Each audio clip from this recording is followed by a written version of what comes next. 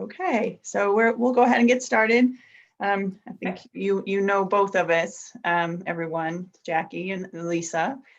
Lisa is offered to do a clinic for us tonight on nutrition and hydration on and off the bike. And Lisa, when did you join the Women's Ride Series? Was it last summer? No, it was the year before. Okay. But I came, I hear reverb, but I came like at the very end of the summer. So I only rode with you guys a few times that year, 2019. Yeah, yes, exactly. And Lisa comes to us from North Carolina. She is a registered dietitian in 3 different states, Maryland, North Carolina, and now Tennessee. She's also a cycling and triathlete coach. So she brings a lot of unique experiences and expertise to the Women's Ride Series, and she offered to do this clinic for us.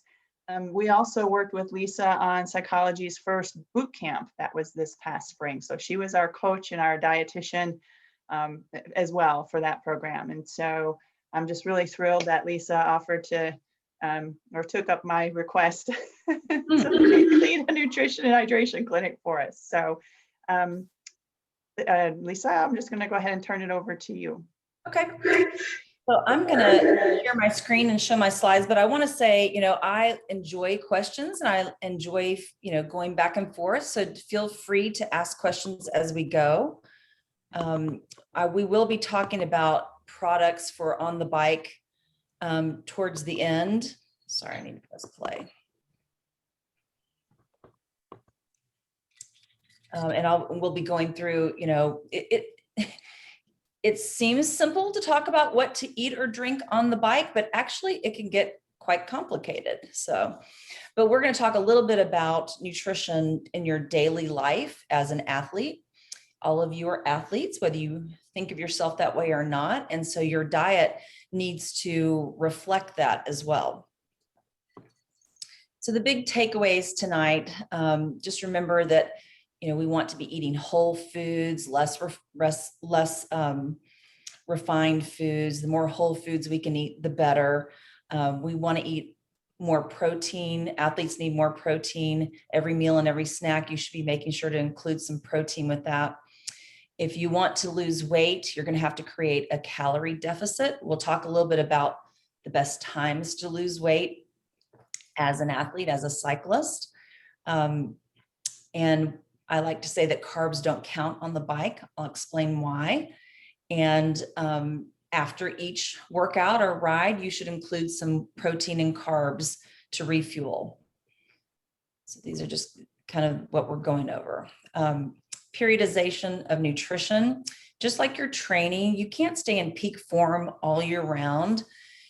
Most of us, we would love to be in peak shape all year round, but that's just really not how the body works. So most of us get into peak shape for an event or, riding a lot through the summer or what have you.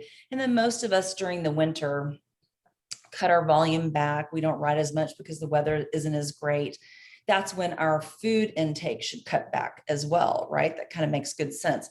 That is a good time to work on weight loss also, when you're not needing as much nutrition for fueling for your, for riding multiple days a week and that type of thing.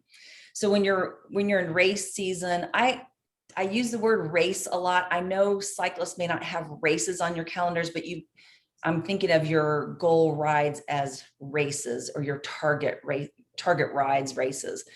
When you're increasing your volume, then your calories and carbs need to increase, as well as your protein. In the off season, that's when you should bring back your calorie and carb intake. But your protein intake really throughout most of the year will be pretty similar. Thinking about your power to weight ratio, you've probably all read about this, heard about this. It's basically just being, it's how much power can you output in relationship to your weight. So if you have a power meter, you have a good idea of that in reality. But more and more, especially thinking about female athletes, we know that skinny is not better. strong is better. Okay. Sometimes carrying that extra 5 pounds of weight and not feeling weak and being strong, lifting weights and having lots of muscle mass is better. Back when I was a cyclist 30 years ago, we didn't lift any weights, especially during the cycling season. On the off season, we might have lifted a little bit of weights, but we didn't do any upper body weights because we didn't want to get bulky, which kind of cracks me up now because, we know that women really don't get bulky with lifting weights, but that was back when we thought cyclists should have rail thin arms. You didn't want any excess weight to carry up a hill and that type of thing.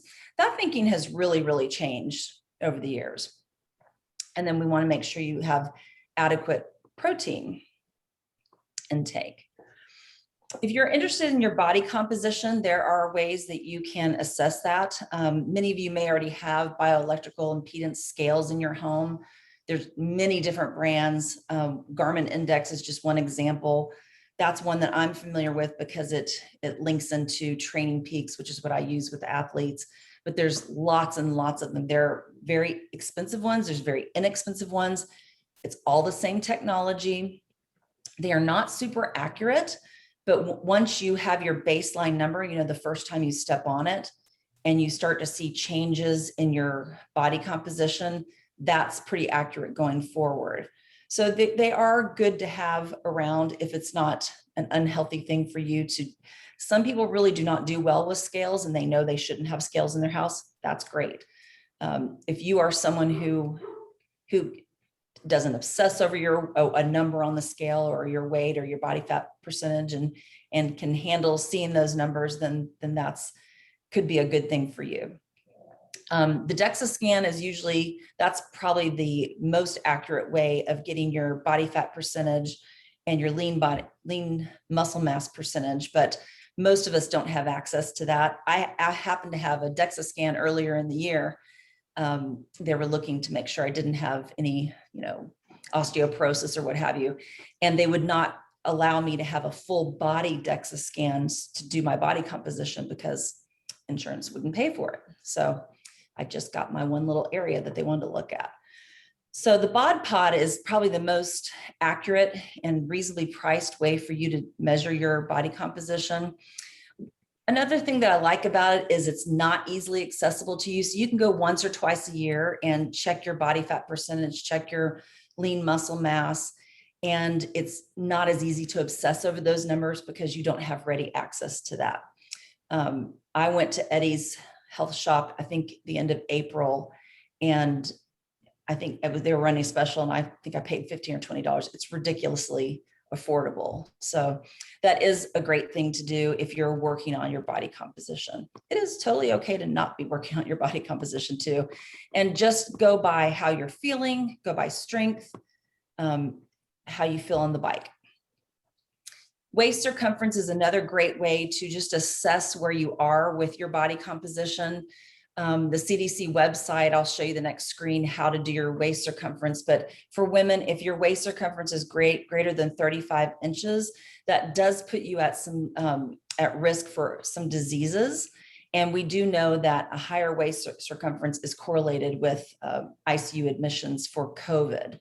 And so, as much as we do think that everybody can be healthy at all sizes, however, we do know that there are health risks with being overweight. Most of us are riding because we want to be a healthy weight. We want to be a healthy person. And it's all about knowing yourself. I'm going to mention that many times. You need to know who you are. You need to know yourself. If it is not healthy for you to weigh and measure, do not do that. Go by how your clothes feel. Go by how you're feeling, on the bike in life. Are the women's and men's the same, or are they different? The men is greater than 40. I just took it out since yeah, we're all women. Okay. Yeah, they get 5 more inches than we do, which is totally unfair. Right. Yeah. So for women, when you're measuring your waist circumference, it may not align with your belly button. You're looking for the top of your iliac crust, and you're going to measure with the tape not super tight, but obviously you'd want to do it at the same time.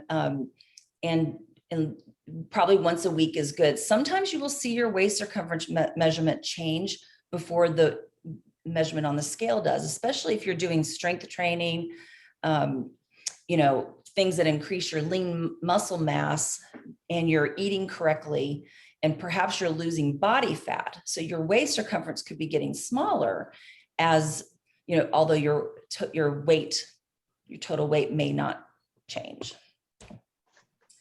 So energy needs, a good way to assess this is to use what's called a TDEE calculator, your total daily energy expenditure calculator. There are a lot of these online, and I thought I would just go ahead and show you one. Let me see if I can pull it up without having to reshare my screen. It's right here. Can you guys see that? No, we're still on the presentation slide. Okay, let me reshare. There we go. Okay, so this is one TDEE calculator. This is one I happen to like because it's very straightforward. So this is for a person, this is their example, a 48-year-old female who's 5'6" and 191 pounds. And this person is sedentary, little to no exercise. So her calorie requirement is 1,800 calories per day. And remember, that's no exercise, okay? So the way they come up with this number is they use a calculation for the BMR. And actually, if you scroll down, it explains it to you. They use a calculation for the basal metabolic rate. Right here, they use either Mifflin St. Jeor, which actually is better for athletes, the Harris-Benedict equation, or the Catch-McCardle formula. You don't need to know any of that. You just know that that's how they're calculating. It's actually a complicated calculation that I used to have to do by hand as a young dietitian. It's real easy to make mistakes. So this does all that work for you. And then what they do is, depending on what you add in here, if you say I exercise, I'm really active, I do daily or intense exercise 3 to 4 times a week, then it's going to up the calories to 2345. Okay, that makes a little more sense for that person's height and weight. So that's a good way to kind of get baseline. What is this person's height and weight? Okay, So 5'6". This person is 5'6" and weighs 191 pounds. This was already in there. So let me put in like a better example. I usually put in 150 pounds because that's kind of a generic middle of the road weight. So this person, if they are not exercising, if they're sedentary, then their calorie needs are almost 1,600 calories. Okay, that's without exercise. So if they're a cyclist who exercises, 3 to 4 times a week, they get on their bike and they're pretty intense, then their calorie needs might go up to 2,000, 2,100. And so if this happens to be you and you're looking at this, if you want to lose a ½ pound a week, then it gives you the 1,800 calorie number, or a pound a week back down to the 1,500. It's almost always back down to your basic level of calories. So I would say for athletes, normally we say it's 500 calories a day deficit to lose a pound a week. And that's 3,500 calories, a week. But for athletes, I don't know about you guys, but I would miss 500 calories. So for athletes, we typically say around 300 calories deficit to lose weight, particularly this time of year when you're riding a lot. You can shave off 300 calories and not climb the walls quite as much as you would with 500 calories. Slow, steady weight loss is what anybody wants to have anyway, because the slower you lose weight, the longer it stays off. And technically, weight loss that stays off for 5 years is considered a success.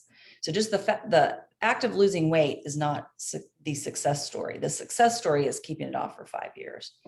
It's a hard thing to do. It really is. But it's the marathon. It's the long game. So when I think about my weight, I think about, okay, where do I want to be next year? And we know from the data that most of us actually gain weight during the holidays. That's the big weight gain time. So that's when we really need to be sure we're kind of in weight maintenance mode, not necessarily weight loss, just try not to gain weight during the holidays. So just to finish, these are the factors that they add to the calculation, just if you're wanting to know that. Jackie will send out my slides to you, so you'll have that. Protein needs for cyclists. Remember your athletes. Athletes need 2 to 3 times the amount of protein than non-athletes. Most athletes that I see as a dietitian do not eat enough protein. This is almost always the number one thing that I have to discuss with athletes. It's very rare that I have an athlete that this is not part of the discussion when I do their nutrition. We know that we need protein for muscle repair. It aids with recovery. And all of us, as we get older, we start to lose, I forget what the percentage is, if it's 5 or 10% of our lean body mass every decade as we get older. And that's just age-related muscle wasting called sarcopenia. So we also know that a high protein diet can help offset that. Leucine is an amino acid that is the limiting amino acid for athletes, meaning that we have to get this amino acid in to repair our muscle. And it also helps with muscle growth. So obviously, if you eat animal meats, you're not going to have any trouble getting in any leucine. If you are vegan or vegetarian, it might be a little bit more difficult, but beans, tofu, pumpkin seeds, there are still quite a few non-animal proteins that contain leucine. So it's not impossible. I have right now 3 triathletes that are vegans, and they all do great. So it's totally possible to have a very healthy vegan diet and be a very high level athlete. I thought I would just compare the numbers of what you might need compared to elite road cyclists. Female elite road cyclists need on average about 3,200 calories a day and 1.6 grams of protein per kilogram a day. We do know that women are less researched than men, but that's the numbers right now. So, chances are we don't need 3,200 calories. We probably need less than that because we're not elite cyclists. So in terms of the macros, your carbohydrates, protein, and fat, your carbohydrates are needed for energy, anywhere from 35 to 60% of calories. I'm not a huge advocate of, 10% or less of your calories coming from carbohydrates. I just really believe that our bodies run best as athletes on carbohydrate. Our brains need glucose. There are certain situations where keto or low carb works really well for certain people for medical reasons. But in general, for athletes, I advocate a little bit more carbohydrate.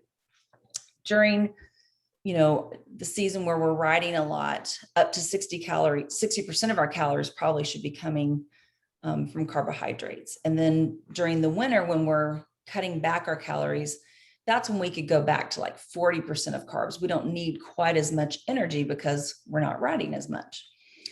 And like I mentioned, our protein intake probably should be somewhere around the same, anywhere from 1.2 to 2 grams per kilogram per day of protein, or that would be 20 to 25% of your calories. Usually 20% is the lowest you should go in terms of percentage coming from your calories from protein. And if you just compare that to the average non-athlete adult, the RDA, the recommended daily requirement, is 0.8 grams per kilogram. So let's just say you need 2 grams per kilogram. That's over 2 times the amount of an average adult. So I bring this up because lately I've been hearing a lot about Noom. A lot of my athletes are talking to me about Noom, and it's fine for anybody that works, if that program works for them. It's more of a psychological program, but it is not athlete specific. So anytime you do any kind of a nutrition program, always remember it's not athlete specific to you. And so if they're recommending, I hear this all the time, that Noom always recommends 1,200 calories. Oh my gosh, you guys would starve on that. None of you need 1,200 calorie diets, you know, because you're burning too many calories biking. So, and then, you know, fat is where we get some of our calories as well, but also we need it for brain function. And so, you know, we want to make sure we're getting good sources of omega-3 fatty acids. If you're not getting good sources of omega-3 fatty acids, this is an area, I'm not real big on supplements, but I do recommend supplementing omega-3s if you don't eat salmon, tuna, walnuts, flax seeds, things like that. So I'm going to show you the athlete's plate. There's 3 of these, and it kind of shows you how to arrange your plate depending on, this is kind of how to, you know, I often get asked, should my calories be the same every day? There are some situations where I have some athletes do that. But for us, you know, we may have a day where we ride 3 hours one day and 0 hours the next. So it may be beneficial for us to eat a little bit more on those days, maybe not so much on the days we're not riding. So on a hard training day, you probably want 50% of your calories coming from carbohydrates. So you can see all this on this plate, 50% is coming from grains, and then 1/4 of the plate is coming from protein, a protein source. And you'll notice on all 3 of the plates, the protein source stays at 25%. And then the rest of the calories come from your vegetables, okay? Somebody, when I showed this to the camp, they said there's not a place for the cookies. And so for a moderate training day, I would say moderate is, you know, 2 hours or less bike ride. You know, you go for a 1 to 2 hour bike ride, and that's not a super long bike ride. We probably just could do 1/4 of everything, right? Or 1/3 of everything, excuse me. Let me get my math straight. So, you know, 1/3 of grains, 1/3 of vegetables. It's actually 1/4 of protein, but you get the gist.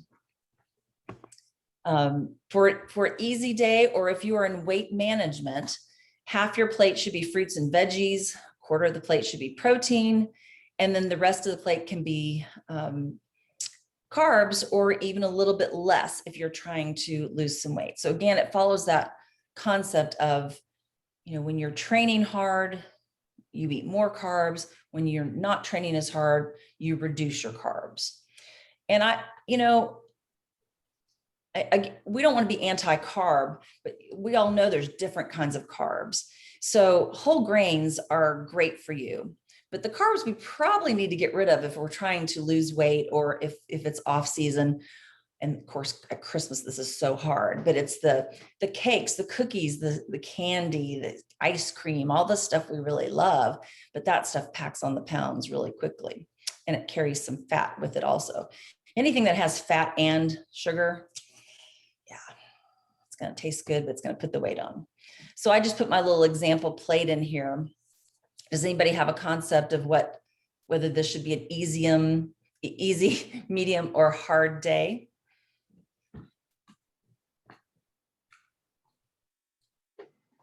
Medium? I would say so. It's kind of a third. Daily hydration needs. Hydration is a really difficult topic to talk about. You'd be surprised at the research on hydration. And it's because drinking too much can be harmful. Not drinking enough can be harmful. And so it's really hard to tell people how much to drink. So in general, we tell people to drink to thirst. And we also tell people, just as a gauge to make sure people are drinking enough, is to drink half of their body weight in ounces. So a 150-pound person, they should kind of have a goal of drinking 75 ounces every day. I personally do that. I drink 2 of these every day. So that's 64 ounces total. And then, you know, we're going to go through hydration on the bike, but I try to make sure I hydrate correctly on the bike. And then I always have, you know, a cup of tea in the morning. I'll drink some more off the bike driving home, that type of thing. But if you at least have a base amount to drink, you're likely to drink a little bit more than you would if you don't pay attention to it. But again, you can drink too much free water. If you're drinking a lot to hydrate, say for a ride coming up on the weekend, I would say after, you could probably drink one big bottle of just plain water, but on your second bottle, it probably would be smart to add some electrolytes to it. You can do things like adding Noon to it. You can add, Ultima is my favorite, Gatorade Zero, Propel. There's lots of different ways to add electrolytes. And then obviously monitor your urine color, you know, unless you take vitamins, that's not going to work for you, but you want your urine to be a pale yellow color. And then you can also weigh yourself, not weight, but weigh yourself pre and post ride to get an idea of how well you're hydrating. So especially when it starts to get hot here on your Saturday rides, weigh yourself before you get dressed in the morning, go on your bike ride. You'll know how many ounces you drank on your bike by how many bottles you took, and then weigh yourself when you get home. And that will give you a good estimate of, let's say if you lost 5 pounds, each pound is 16 ounces of fluid lost. So if you lose 5 pounds, you know that you've not done a great job of your hydration. You either need to drink more on the bike, or you were dehydrated going into your bike. You need to really take a look at that. If you're 1 or 2 pounds off, perhaps you just need to work more on drinking on the bike and rehydrating after. That might be more normal for you depending on the length of the bike ride. Some people just really have big fluid shifts in the heat. I worked with a young cyclist in his 20s who could lose 5, 6, 7 pounds in one long ride. So it can be very specific to people. In terms of, I'm going to start going through some nutrients, but you know, we all know about probiotics. There's a big kick for, should we be taking probiotics? I say forget probiotics. Everybody needs to be thinking about prebiotics. Okay. Prebiotics is fiber. And, you know, if you are making sure you're eating enough fiber in your diet, chances are your diet is healthy.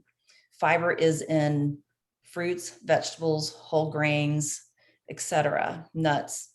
And when you're including those things, your diet is a lot more likely to be healthy.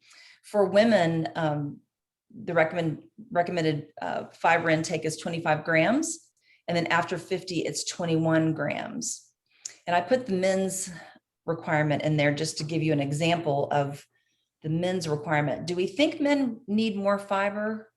No, it's just a weight thing. And honestly, it kind of irritates me that they classify it this way. Honestly, we probably all should be eating about 40 grams of fiber a day. So again, fruits, vegetables, whole grains, beans are great, legumes, all great sources of fiber. What happens is when you eat fiber, it goes into your colon. It goes undigested primarily into your colon, and it produces what's called short chain fatty acids. And those short chain fatty acids are really beneficial to your colon health. So it's really important to have enough fiber in your diet. The other thing I wanted to comment on, if any of you are just pure cyclists, understand that cycling is not considered a weight-bearing sport. And so you need to be doing other things that help ensure that you're not going to get osteoporosis, because there are quite a few men and women who get really osteoporotic bones from only cycling.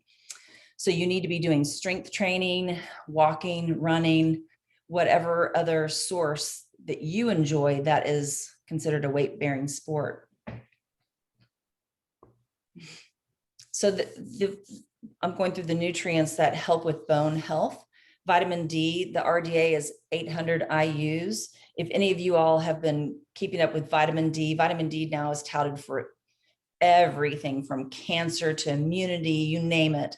We all need to make sure we're getting enough vitamin D, and most everyone agrees 800 IUs is bare minimum. So most everybody should be getting at least 2,000 to 5,000 IUs a day. 5,000 is probably the upper limit. Nobody's willing to take a stand and tell us how much. So you probably just need to go on your lab values. We know that for athletes, we ideally want a lab value of 60.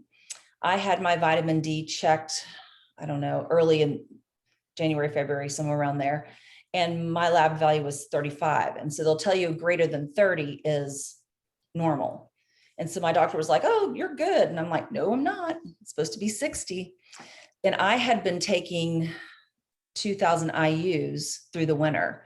So I've gone up to 4,000 IUs. Most of us can take a little lower 6 months out of the year that, we're riding our bikes out in the sunshine. And then through the winter months, we probably need to bump it up a little bit. So I've gone back down to 2,000 IUs now, and I'll probably go back up to 4,000 IUs through the winter.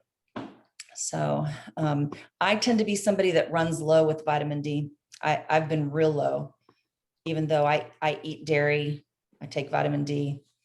Don't really know why. So calcium obviously is very important for your bones. The RDA is 1,000 milligrams. Dairy gets a bad rap if you follow people on social media. That a lot of people really don't know what they're talking about, unfortunately. But yogurt is excellent. It has, probiotics. That would be the one probiotic. If it's not a pill, then it's great in food. And I would highly encourage you to, if you like dairy, if you digest dairy well, I would encourage you to include yogurt. Greek yogurt, 1 cup of plain Greek yogurt is 20 grams of protein. So it's excellent protein. String cheese, I can't remember, it's like 6 grams per stick, which is a lot of protein. So you can have like 2 string cheeses and a piece of fruit as a snack. And that's a great amount of protein. Cottage cheese is almost the same as yogurt, maybe like 15 grams per cup. But I like to put cottage cheese on top of a salad and not have to put so much salad dressing on it. But if you cannot tolerate dairy, then there's a lot of great options with all the nut milks out there. A lot of the nut milks now have protein in them. Silk makes one called protein nut milk that I love. I'll use that occasionally too if I'm just not in a dairy mood. I like dairy products, but I don't like milk very much. So I use protein nut milk, and it's excellent. I drink it. I put it on cereal. I put it in my coffee. I do everything with it. Tofu, dark leafy greens are a good source of calcium, but you need to eat a lot of them. You can't rely only on that unless you truly eat a lot of greens every day. Chia seeds, dry peas and beans, fish with bones. I don't know a lot of people that eat sardines, but if you do, those are great for you. It's the bones that have the calcium, obviously. Salmon is a good source of calcium. And then orange juices can be calcium fortified. But, in general, we kind of don't like to get our nutrition from juices because there's no fiber in it. It's too high in sugar. But if that's the only way you can get it in, then we do it. Some of my things are combined on here, but cereal, figs, oranges. I was going to show you guys this. Have you all heard of this brand or a style of orange? Cara oranges. Oh my goodness. They are if you see these in the grocery store, get them. They are the best oranges. They're seedless. I just can't get over how good they are. So magnesium is also important for your bones, but also for your muscles. It's, for people who might be crampy, who get cramps in the middle of the night, or maybe get calf cramps on the bike, magnesium might be what you're missing. We know that athletes commonly are low in magnesium. If anybody is crampy at all that I work with, I just have them take magnesium because it's only going to help. Let's see, I can't see what my slide says right there. Food sources: pumpkin seeds, almonds, cashews, spinach, soy, shredded wheat. Oh, it improves athletic performance if you have a known low magnesium status. So it's not going to improve cycling performance if your magnesium levels are normal, unfortunately, just by taking a supplement. But if you're low, it'll help you. So with weight loss, we're always looking for what I call quality weight loss, which is fat loss while preserving your lean body mass. And again, you'd need to create a calorie deficit. I recommend 300 calories a day this time of year. 500 is just too extreme. We'd all be too hungry. And reduce, the white foods, sugar and gluten foods, and possibly help decrease inflammation.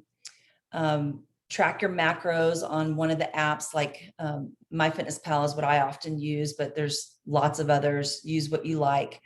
I recommend, if you're in a weight loss period, to try to keep your carbs and protein at a 1-to-1 ratio. That's a really easy way to not have to track every little thing, but just make sure your carb and protein grams are 1-to-1. So if you eat 25 grams of protein, then 25 grams of carb at that meal.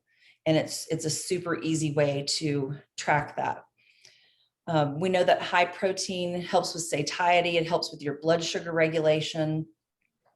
But if you try to lose weight during, your high training periods, expect some days where you don't feel 100%. That's just an unfortunate side effect of trying to lose weight during the in season. And I always say carbs consumed during your workout don't count. I'm going to explain that. But if you are in a weight loss period, I would recommend on the bike avoiding the sugary foods and going for foods that are more slow absorbing, like a sandwich. Or I'm going to go through some of the products that have starches in them versus the sugars that are more slow absorbing, so you don't get that insulin spike. So how do we not be hungry all the time? Protein is the macronutrient that's going to give you the most satiety, and fiber is going to fill you up. Actually helps you feel full so you aren't climbing the walls. So lots of fruits and veggies and protein. We want to make sure we're strength training year round to preserve lean body mass if you are in a weight loss mode, or just to prevent that age related muscle loss that we talked about, that darn sarcopenia that we all see it. My dad's 86. He's just totally wasted away. And interestingly, the dietitian came in to see him when he was last hospitalized. And the dietitians now do exams, hands-on exams that I never learned to do when I was a dietitian. And so she showed me what she was doing. And she said at his age, it's really hard to tell what is age-related muscle loss versus,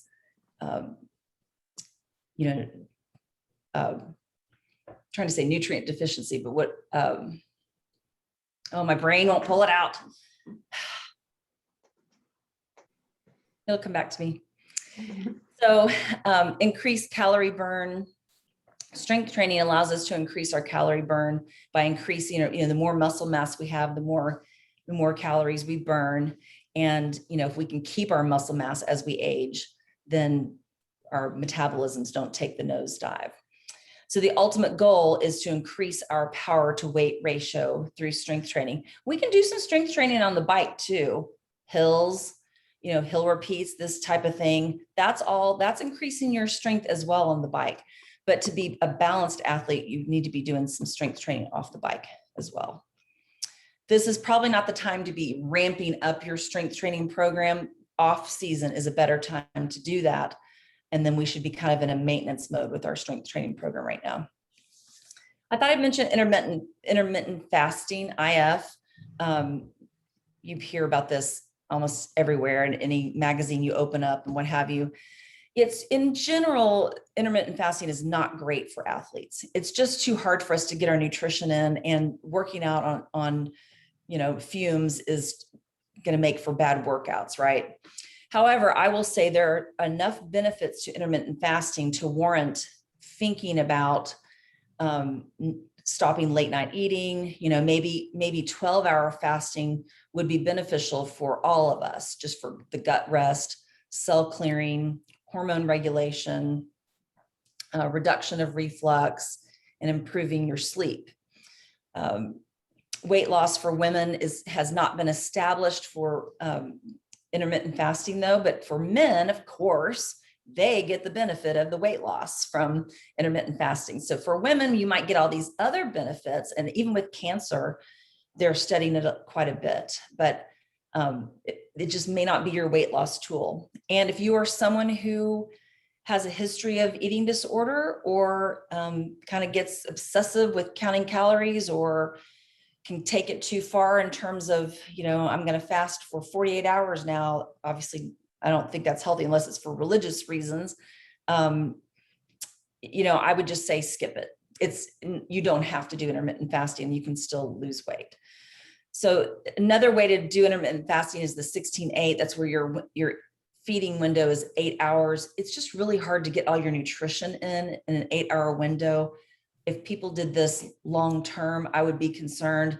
I have worked with one Ironman athlete who was a breast cancer survivor, and she was doing that. She was doing 16-8 for her breast cancer. She had to loosen up on her long days on the weekends. She had to increase her feeding window to be able to get her calories in. But during the week, she was able to do it for the most part. And she was very happy that I worked with her on that because it was important to her and her doctors had recommended it. So there is a time and place. You know, everybody know yourself. There's a time and place for everything. There's a diet for everybody. And just because your friends do it doesn't mean that's what you should be doing. So the 5-2 intermittent fasting is 5 days on of eating, 2 days of not eating. Forget that. That's just, I can't recommend that at all for us. Go 2 hours. What are we talking about here? No, I'm not even going to discuss it. I'm just kidding. So we're going to talk more about on the bike nutrition now. This is the fun part. So do we really need to eat calories on the bike? I know lots of people who don't. I've ridden with lots of people who say, I just do noon or what have you.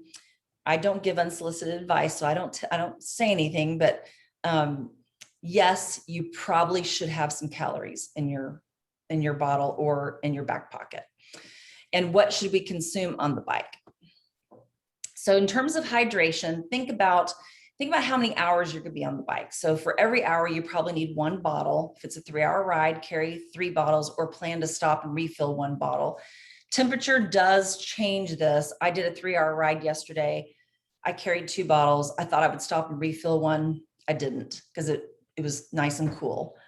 Doesn't mean I didn't need to drink that 3rd bottle, but I just didn't. So because you have plenty of glycogen on board for the first hour of your ride, you can do plain water or you can do just electrolytes. And then for the next 2nd hour, 3rd hour, 4th hour, etc., then you need to start adding in some calories, and you should have electrolytes in all of your bottles. That's my recommendation. You can do plain water that first hour, but it's probably just safer in the heat to do electrolytes. So the main nutrients to be concerned with when you're on the bike is carbohydrates. That's going to be your primary source of fuel, and sodium. Yes, there's other electrolytes you might be concerned about if you were out there all day, if you're riding 8 hours, 3 or 4 days in a row, but for the most part, it's just going to be carbs and sodium. And I'll throw in caffeine because we know that, first of all, people like caffeine on the bike. We know that it helps us. It's a very good ergogenic aid. I read ergogenic and still said ergonomic. So what is glycogen? What's an ergogenic? Yes. Ergogenic aid is something that improves your performance. And so if we had to look at all the ergogenic aids, probably except for the dope ones that they doped within the Tour de France, caffeine is really one of the best ones. Caffeine blunts your pain response. So it lowers your pain threshold. It lowers your exertion level too. If you, on a scale from 1 to 10, and you think you're riding at, this bike rides an 8 out of a 10, you do some caffeine, you may go down to a 6 or 5. So it lowers the feel of the intensity of your effort. So it's a really good thing. The problem is, we know from genetic testing now that not everybody metabolizes caffeine the same. And some people genetically do not metabolize caffeine well at all. So this is where you have to know yourself. I personally don't do a lot of caffeine at all. So I'll give you an example. I bought this a couple years ago. This is Infinite Jet Fuel. It's got a little thing over here that says caffeine boost. And I didn't realize how much caffeine was in it. You'd think I'd know better, right? It can be very hard to find caffeine on these packets. So I can tell you, I've written many companies asking how much caffeine is in things. I believe this has 125 milligrams or even 150 milligrams of caffeine in it. which is a huge amount. I got sick on this and I couldn't figure out why I was so sick until I realized how much caffeine was in this. So I've used this as an example many, many times to people. You make sure you know how much caffeine is in your products, and the recommended amount is no more than 500 milligrams in a day, like especially if you're doing a race or a ride. For Ironman, we tell people no more than 500 milligrams in a day. So yeah, it can be good, but it can cause GI distress if you take in too much caffeine and you're not used to metabolizing the caffeine, or if you're a non-metabolizer like me. Okay. So what is glycogen? Glycogen is the chains of glucose that are stored in your muscle, liver, and brain that provide quick energy. If you've ever bonked, and probably all of us have, it means you've run out of your glycogen and you didn't provide any outside source of carbohydrate. Yes, you can run on your body fat. Most of us have plenty of body fat. Even the skinniest people have plenty of body fat. You don't have to drink fat to fuel yourself on the bike. But you do need to start supplying exogenous outside sources of carbohydrate in order to keep your glycogen stores from totally depleting. And if any of you have totally bonked before, I've bonked like years ago, so I can hardly remember, but I remember it takes like a day or two to recover from bonking. It's not a good thing. So you definitely want to prevent that. Once you're trained, most of you, if you're riding 2-3 hours, you probably have around 2,000 calories in your muscles stored of glycogen, which can fuel you between 1.5 to 2 hours, depending on the intensity of the ride. So if you ride 2 hours and go, I don't need fuel, well, you might not. But if you're going to ride day after day after day, you might begin to feel that if you aren't doing a good job of refueling, and that could catch up to you. Some people will have a bad ride and they'll go, gosh, I just didn't have it today. My legs felt empty. Bingo, they probably were. Either you didn't refuel well, or you didn't eat enough on the bike, you didn't eat enough calories, that type of thing. So endurance training teaches the body to utilize fat stores more efficiently and slows the utilization of glycogen. So the more in shape you get, the more more fat you use and the less glycogen you use. So you become more metabolically efficient, more fat efficient, more fat burning efficient. Does that mean what does that mean for what you should consume then if your body is a little more fat efficient in burning fat? It means that it means that you probably will have better performance, because you can probably go further faster because you have more calories to draw on, versus someone else who is going to go, yeah, I don't have it in me today, because they may not know why, but they feel empty and they just don't have the calories to draw on. So it allows you to perform at your best. So even though your percentage of fat calories may be going up, you may be just utilizing more calories overall, so that your calorie intake still needs to stay the same from what you're taking in.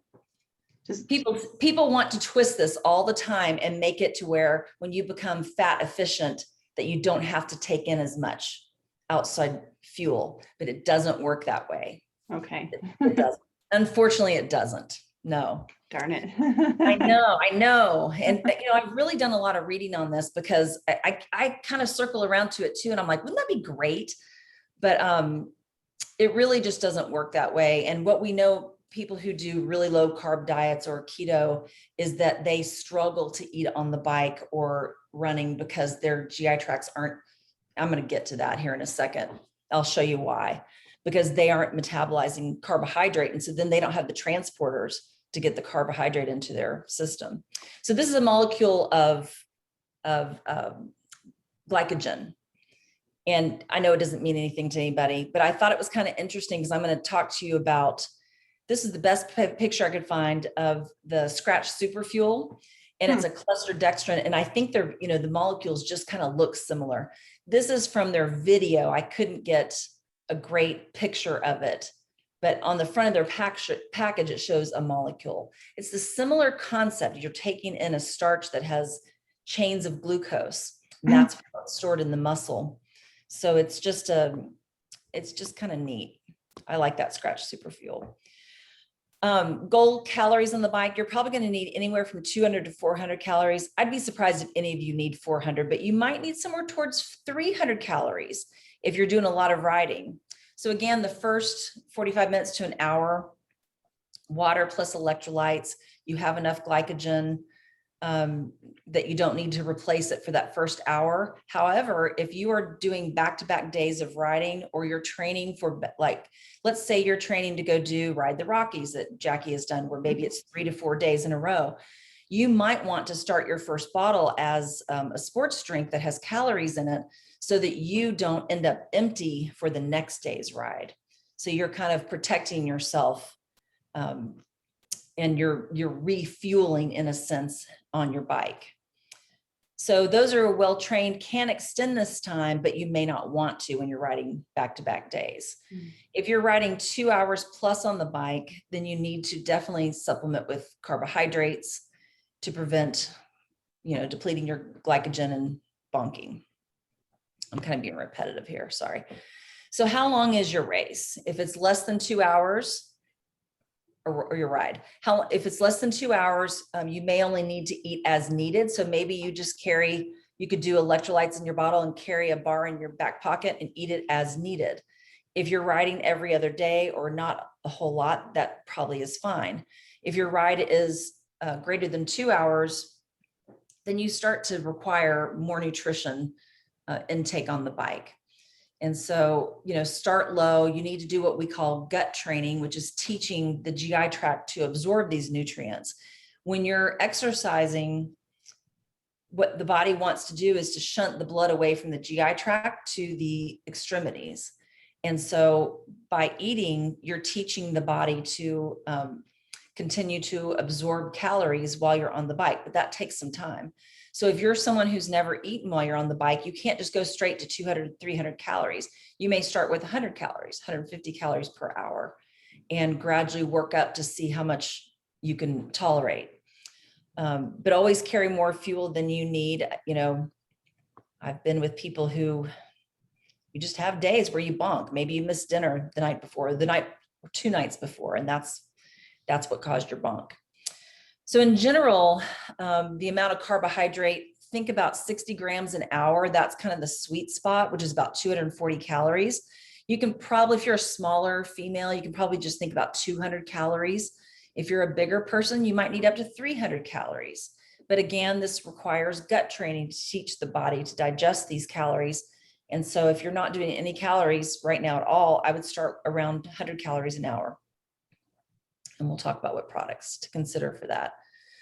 So I feel like this is super repetitive, sorry. If you're riding less than 2.5 hours, the 60 grams per hour should be fine. If you're greater than 3 hours, then you might start to need more towards 90 grams, which could get you up to 300 and something calories an hour. Jackie rides a lot of hours. She probably is someone who could use some of these higher calorie products that we're going to talk about, where you get a lot of bang for the buck out of one bottle, and you don't have to eat so much while you're on the bike. So when people hear that you need 300, 360 calories per hour on the bike, I think people fear that they're going to gain weight from that. But in all reality, you're probably burning about 600 calories at least an hour on the bike. So if you're taking in 300 calories, you're only replacing about half of what you're burning. So I know that freaks people out, and the other thing is, if you don't eat, you're not going to be able to ride as long. So if you want to stay out there and ride longer, you're going to have to eat something or drink something with calories. So the process of gut training is just teaching the gut to process food, keeping the gut perfused, teaching the body not to shunt blood away from the GI tract. You're trying to keep oxygen flowing to the intestines. Eating while riding helps teach the body to continue to perfuse the gut. Higher intensity, the harder you're riding, the less likely you are going to digest calories well. So if you're in endurance mode where you're talking to your friends, you're breathing well, that's a good time to eat. If you're climbing up a long hill, breathing hard, that's probably not, you probably wouldn't anyway, but that's probably not the best time. Or if you're doing sprints or interval training or anything where you might be riding really hard, your GI tract probably doesn't have a lot of blood flow to it. And so that's probably not the time to be eating. And, you know, the golden rule is nothing new on race day. If you're training for an event, make sure that everything you do for that event, you have done in training. So this is a picture out of one of my textbooks that shows the transporter that is used to get, these are molecules of glucose. I can't point, sorry. These are molecules on the left side, they're molecules of glucose and the transporter. So if you eat a low to moderate carbohydrate diet, you have less of those transporters. So if you're in weight loss mode or on a low carb diet and then get on the bike and put a ton of carbohydrates into your intestines and don't have a lot of these transporters, then that could lead to GI distress. And that's why some people think, oh, this is a vicious cycle. That sugar is horrible. I'm never going to eat it. In reality, if you start teaching your gut to process these carbohydrates on the bike, then you increase your number of transporters. And even just the process of carb loading before an event, which you only need 3 or 4 days of just increasing your carb intake before a big ride or race, increases your transporters, and that helps with your digestion. So, you know, just something to think about. Your daily diet really does affect your tolerance on the bike. So less transporters means more GI distress. Because the sugar is going to stay in your GI tract and pull water into it, and then it's going to cause diarrhea. Yeah. So if you can't get the sugar out of your intestines, it's going to get out of there some way. If it can't be absorbed into your bloodstream, then it's just going to pull water. So what I'm sorry, I don't understand what increases the transporters. It's by eating on the bike is what increases it. So a high carbohydrate diet. So if, on a daily basis, if you're eating a high carbohydrate diet, which would be 50 to 60% of your calories, even probably 40 to 60% of your calories as carbohydrate, you will have more transporters. Okay. If you are someone who doesn't eat enough calories or eats a low carbohydrate diet, then chances are good you don't have a lot of transporters.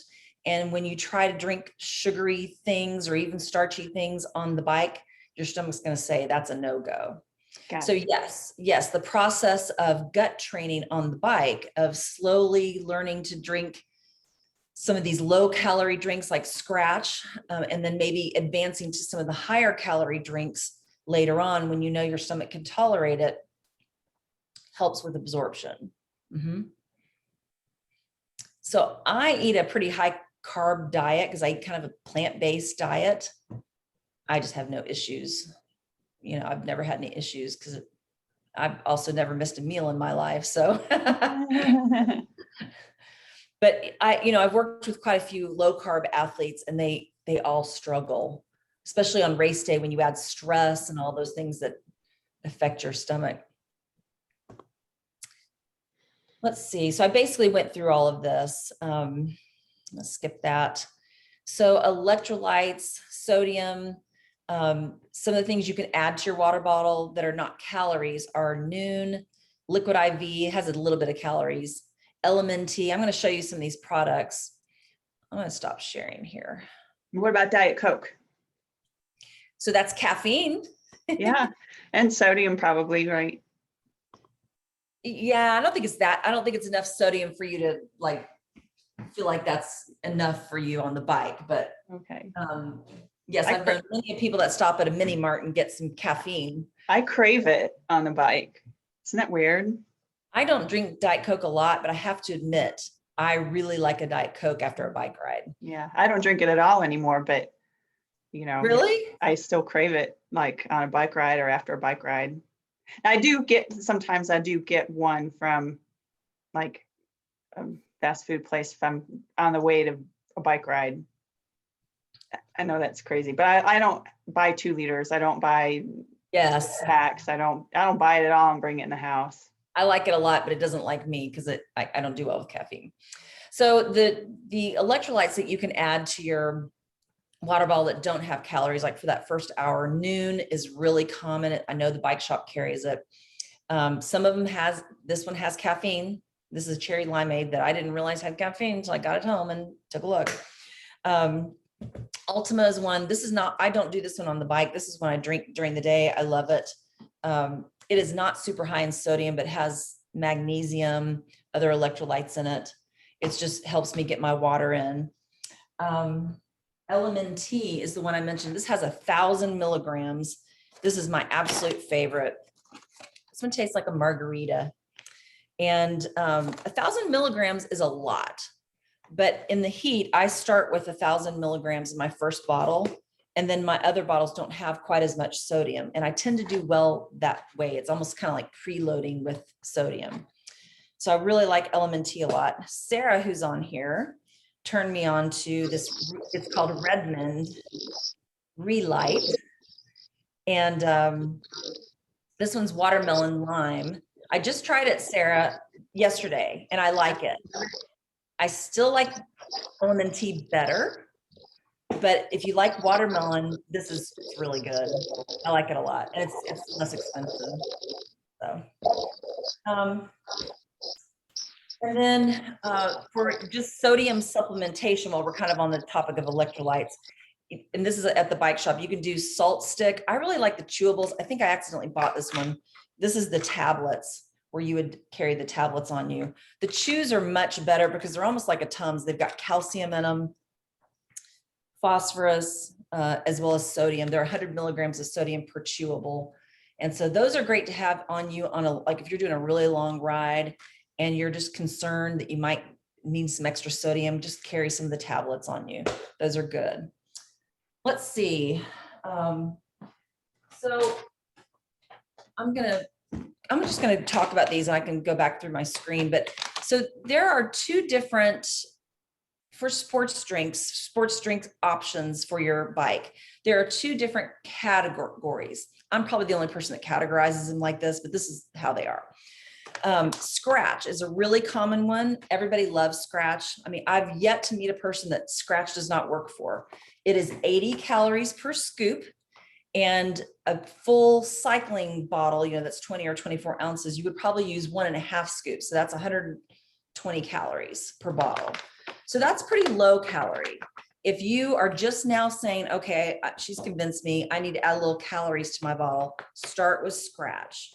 Scratch is probably a good place to start. So that would be 120 calories per hour, and see how you do with that. Maybe carry a bar in your back pocket if you feel like you need extra calories. So Scratch comes in every flavor you can imagine. Hot apple cider, so good in the winter. I love that one. Gatorade is fine. You can get ready to drink Gatorade in the grocery stores or mini marts. And then there's the powdered version.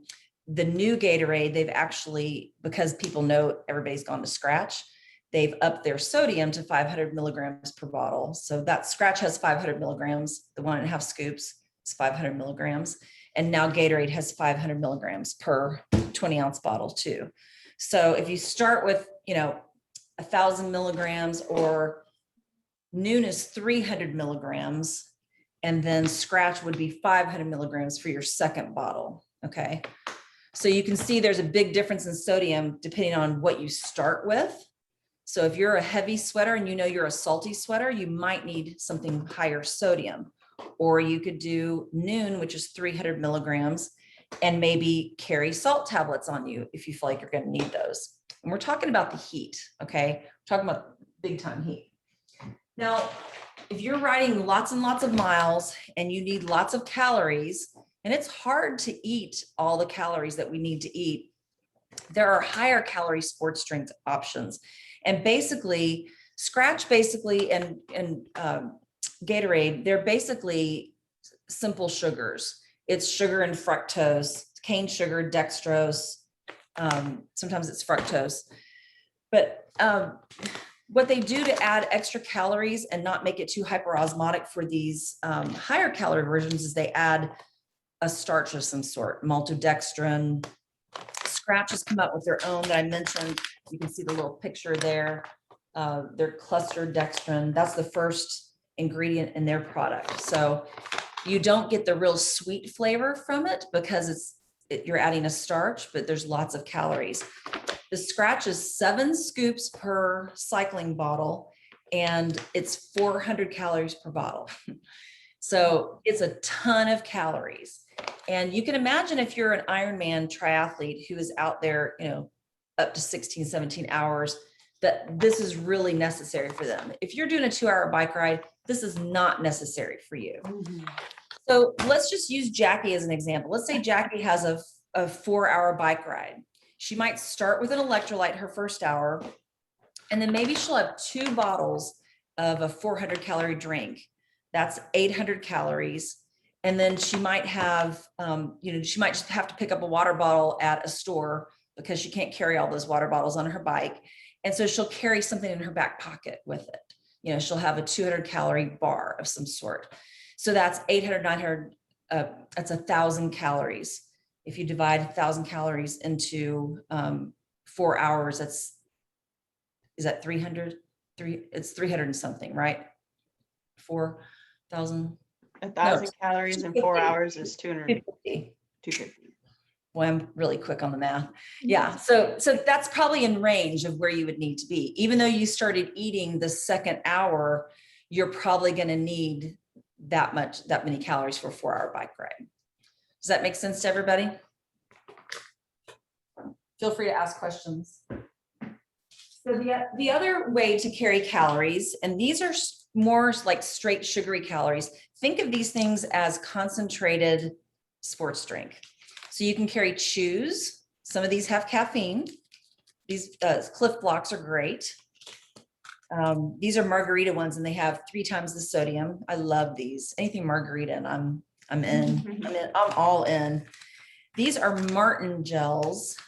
These are very unusual. If you're a gel person, these are not like your typical gel. These are literally like taking a Jello shot without the alcohol. They have no flavor. Every molecule of glucose is wrapped in algae, and it's designed to bypass your stomach and go into the small intestine and be slowly absorbed. And boy, these work great. I usually always carry what I call an emergency gel in case of bonking and things like that, because these are fast absorbing. And I usually always have one of these in my back pocket. But, and then the goo. Goo is, you can find these at the bike shop. You can find these everywhere. They're not super expensive. They've got a zillion flavors. This one has 20 milligrams of caffeine. So sometimes if I go on a long ride, I carry something like this because for me, 20 milligrams of caffeine is going to give me a little bit of get up and go. But all of these are very hyper concentrated. Okay. So you're going to have some fluid with it. You can't just depend on, 2 gels. Each gel pack is 100 calories. And so you can't say, well, I'm just going to do 2 gel packs every hour and I'm good to go. Well, no, you have to have hydration because that big ball of just dehydrated sugar is going to sit in your stomach unless you have some hydration with it. Lisa, could you hold on for just a moment? I wanted to check in with Sarah. Sarah, I know your mic is off, or let's see, on right now, and I don't know if you're trying to say something or. Yeah, I was gonna ask about the Martin gels and where you get those. I'm not familiar with those. So unfortunately, you can't get these on Amazon. I don't know why I stuttered. I think you have to go directly to the Martin website, and they are pricey. They're about $4 a gel, but they are now a sponsor of Ironman. And so I believe all you have to do is go to ironman.com, and I probably can find a link for you, but I believe they're now about $3 a gel through the Ironman link. So now that they're on the Ironman course, they're trying to give a break to all the Ironman triathletes. So they'll actually try, because $4 a gel is ridiculous. I'm guessing goos are $2 or something. I haven't priced them recently, but it's the only gel I will carry because I just like how I feel. It feels like you don't eat anything. You don't get the big hit. If you've done gels, you know what that feels like. You get that kind of hit to your stomach. You're like, ugh. The next hill you climb, you just feel it. And with these, Yeah, they are. They're terrible. So, and Melissa, you're a runner, aren't you? Yeah, I am. The Advocare gels are actually pretty decent if you've ever used the Oh, Advocare ones, but I've they're never- really big packets. So they're hard to carry. I'm actually trialing because I got pulled for New York. So I'm trialing Huma and wow. the other ones with the chia seeds. I can't I'm use, not a fan of Huma because of the chia seeds. yeah, doesn't but I work for can't me. use like the other ones because it's just too much sugar and they're just Try these. I'm telling you, this $4 a bag. I think it's $3 now, but if you can $3. get past the some people can't handle the texture. You know, if you go buy a Fleet Feet or something, buy a Okay. couple and just try Okay. it. But you just shoot them like a Jello shot and then drink, swallow it. I know. I'm I'll telling buy you. a tequila, vodka. Yes, and you're having fun with it. But I've had athletes who have serious GI issues, and this is the ticket for them. Okay. So I'll try. I'll yeah. try. I was going to show you this. Merton also has a drink also. I don't recommend this to people very often. They have a 160 calorie drink and they also have a 320 calorie one. I actually really like it a lot myself, but I have to freeze it. And then it's like a slushy in my bottle. I use one of my insulated bottles and then bring it on my bike. But if it gets warm, it's this gel. Their whole thing is it's gel technology with the algae, and warm gel is not good. So yeah, but if you have a really sensitive stomach, it might be a good option for you. What else did I want to show you guys? I think that's pretty much everything. Oh, I wanted to talk about the food, good old Cliff Bar, but anything, you can carry anything from cheese crackers, peanut butter crackers, peanut butter and jelly sandwich, Nutella sandwich. That's one of my personal favorites. Jackie, what do you suggest to carry? What brought me back to life on the Silver Comet ride 2 weeks ago was peanut butter and honey sandwich. That and a smoothie. It was a mango smoothie at a local shop. Yeah. But, the peanut butter with the honey, it was just like a shot to the arm or something. It just really brought me back after 70 miles, and all I had eaten was had some scratch in my bottle, and I had some, bars and shot blocks and stuff, but just something real, like more Yes. with more substance to it and packed with the calories So I needed. the inventor of Scratch, his name's Alan Lim. He recommends, it's kind of funny that Scratch came out with this 400 calorie new super fuel, because their whole thing is low calorie sports drink that doesn't give you GI distress, and then something in your pocket. So he came out with this book called Portables. And in it, his portable book is all about making rice cakes, rice balls, all these different things that you're supposed to make and carry on the bike. Jackie just shut it. But the problem is nobody's doing it because it's a pain in the butt. I've tried it. It is such a pain in the butt to make. And then if you have a race out of town, like if you're going to go do New York Marathon, how do you carry your rice balls there? And some people are also doing boiled salted potatoes. That's also difficult to carry. So I noticed at the bike shop this last week that Scratch has now come out with like Rice Krispie treats, basically, to carry in your back pocket. But, you can make your own Rice Krispies. Those are super easy to make. But, literally anything. Oreos is a big thing with triathletes. It's kind of a running joke. Every triathletes have to carry their Oreos. It's got a little caffeine from the chocolate. Anything. A friend of mine, her thing is Snickers. She loves to have a Snickers, and she froze one and put it in her special needs bag for her Ironman. She said, I looked forward to that the entire way. Gummy bears. I know a lot of people who love gummy bears. Mm-hmm. I don't do them because I've never tried it, but I know a bunch of people who love gummy bears. It would be too chewy for me. Same here, yeah. Peanut butter pretzels is a real big one too, that they're too dry for me. Mm-hmm. One of the guys we ride with, Joe, does bit of honey. He loves bit of honey. Yeah. That would be too chewy for me too. I can't, I'm not a good eater on the bike. I just don't enjoy it. Now, if I can stop and eat a sandwich, I can do that. But on the fly, I don't do great eating. So I love these high calorie products. Infinite used to be my favorite, and now I've switched to the Scratch Super Fuel. So I highly recommend it if you're doing long distance. Scratch Super Fuel actually was made for Gwen Jorgensen for marathon. So, Okay. yep. All right. I think that's everything. Let me share my screen and just roll through the slides real quick. And I think that was pretty much everything. Let's see. Yep. And just recovery nutrition. After you get off the bike, you should be doing at least 20 to 25 grams of protein with some carbohydrate. Here are some examples.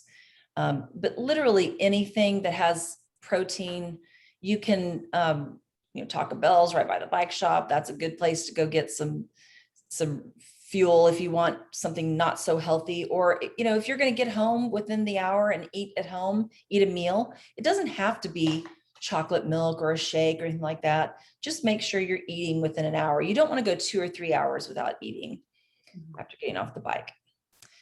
So that's the same slide as the beginning. Make sure you're eating whole foods, eat protein in every meal and snack.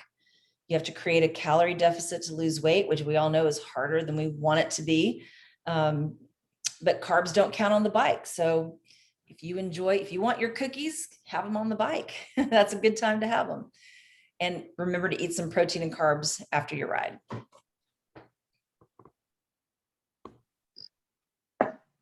This is great. Thanks, Lisa. You're welcome. Any other questions? I have a question, but I don't know if maybe I should just ask you later. If when we talk about training and how winter is the down time and you should maintain and all this, what if you have an event that's in the winter, like say February? I don't know who would do an event in February, but how would you just keep on keeping on from summer into winter? You probably would. I think, you and I might want to look at a calendar and just talk about it, but you probably want to have a couple months where you do a strength phase and maybe not build your bike so much during that time, where you're at least building some strength, because you would miss that strength building phase. Right. Normally we all should be back in the gym, December, January, February, building back our strength. And if you have a February race, that would be hard. Okay. Yeah. Okay. That makes sense. Thank you. But, if you did a lot of trainer riding, there's a lot of strength that you can do on the trainer with low cadence work and stuff like that. Sure. So, yeah. Okay. Thank you. But it's not possible to stay ramped up all year long. Right. Yeah. Okay. That makes sense. Yep. Can I ask a nutrition question? Sure. Of course. That's why we're here. Yes. Okay, cool. It's not, I mean, it's related to just fitness in general. So I'm stuck at a weight and I don't need to lose a whole lot, but I just want to lose 5 pounds. But I'm telling you, I have been stuck at this weight since February and I am diligent. And I just don't know, can hormones after the age of 40 play a role in just stopping you from losing weight? Honestly, I feel like 40s, you're still going to be okay getting weight off fairly easy. It's after 50 that when you look at the charts of calorie needs, you take a little bit of a nosedive right at 50. And I feel like I should have taken that more seriously myself, because I'm 55 now. I just kind of really thought it won't happen to me because I ride my bike and I do all this stuff. Yeah. No, I really needed to understand that my calorie intake needed to decrease at 50s. Yeah. No longer can I get away with just exercising my way out of a bad diet, Yeah. I know what you mean. And my diet's pretty good, but I like to have my treats. And so, those treats have to be a lot less now, but at your age, your metabolism should be pretty good. I don't know. I'm a cancer survivor, so I don't know if it's like the after effects of chemotherapy. I'm almost 2 years in remission. So I just see it, maybe actually, now that I think about it, but who knows? I'm just going to keep trying, but I need to get out of my calorie deficit. I'm in a major, I'm not even going to tell you. So one thing that I really like to do with athletes is, 3 months on, 3 months off, 3 months on, because you can't stay in a calorie deficit forever. And maybe you've just been in deficit too long. Well, I was working with the nutritionist and I just stopped literally like a few weeks ago because I'm switching over to somebody else, but I am going to move them up in a couple weeks, I think, and start getting back up to, over 2,000 calories a day. That's what I'm for. But anyway, thank you. Yeah, you just can't be in a deficit for forever. And honestly, I don't know what you've done, but if in terms of weight loss, and I should have said this actually, so it's good we're talking about this. In terms of weight loss, you want to eat the maximal amount of calories that your body lets you eat, because that helps your metabolism. If we are constantly in a deficit and if we really extend that deficit, then our metabolism really slows down. And then when we lose weight, our metabolism is slower. You cannot eat as much as you could eat before because you weigh less now. So it's a process, and it does really take time. I don't know how much weight you've lost in the past. Maybe you just need to stay where you are for a while and let your body know that you're healthy and you're okay. I'm a yo-yo, or I go up 15 pounds for the last, 10 That's years. not good. Yeah, It's just, I'll gain it. Sorry, my phone's messing up.